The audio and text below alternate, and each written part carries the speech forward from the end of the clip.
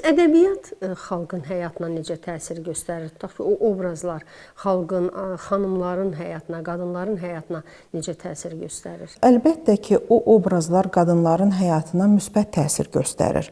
Məsəl üçün, Şərq ədəbiyyatında, xüsusilə də ərəb ədəbiyyatında orta əsrlərdə yaranmış ədəb janrı da burada müəlliflər öz əsərlərində əxlaqi keyfiyyətləri, atalar sözləri, hikmətli atalar sözlərini qeyd edirlər. Məsəl üçün, orta əsr müəllifi Tanuki öz əsərlərini ədəb janrında ona görə yazmışdır ki, yəni onun məqsədi o idi ki, insanlar artıq cahillikdən uzaq dursunlar, artıq qadınlar da görsünlər ki, əxlaq, mənəvi dəyərlər, yüksək keyfiyyətlər, bu əsərləri onlar oxuduqca və yaxud da hikmətli sözləri, İslam meydana gələndən sonra istər Quran ayələrinin, istər Məhəmməd Peyğəmbərin hədislərini öz əsərlərində təsvir edirlər ki, oxucu kütləsi örnək alsın hikmətli sözlərdən, istər qadın obrazını yaradan didaktik janrda, ədəb janrında yaranan qadın obrazından qadınlar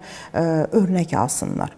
Və mən sizə qeyd edim ki, istər tariximizə nəzər salsaq, görürük ki, bizim həqiqətən də Şərq ədəbiyyatında, istər Şərq tarixində bizim məğrur qadınlarımız var, olub və bu əlbəttə ki, indiki nəsil üçün bu ədəbiyyatdan, tarixdən çox örnək götürmək olar. Həmçinin bizim yəni qürur duyulası və bizlərin örnək götürüləsi qadınlar var ki, onlar istər elmdə, istər təhsil və bir çox sahələrdə çox uğurlar qazanmışdılar. Həqiqətən də onlardan örnək götürmək həqiqətən də bu dövrdə biz onların istər-istər yaradıcılığı ilə tanış olanda görürük ki, onlar nə qədər əziyyət çəkmişlər, zəhmət çəkmişlər və həqiqətən də iz qoymuşdular. Məsəl üçün, Aida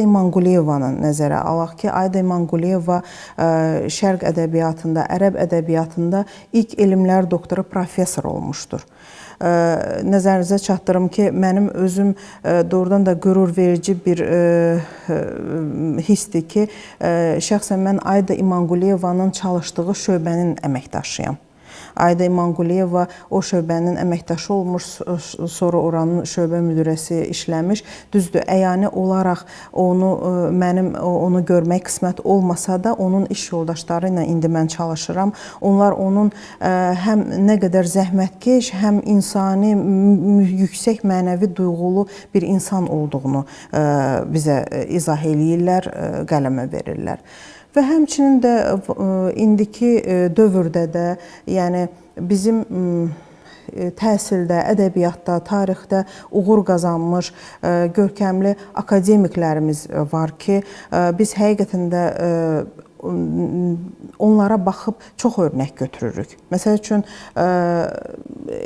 Elmlər Akademiyasının akademik qadınları, akademik Gövhər Baxşaliyeva çalışdığımız müəssisənin rəhbəridir. Biz görürük ki, o nə qədər doktorant və dissertantlara yol açır, onların təkmilləşməsi üçün, onların yetişməsi üçün şərait yaradır.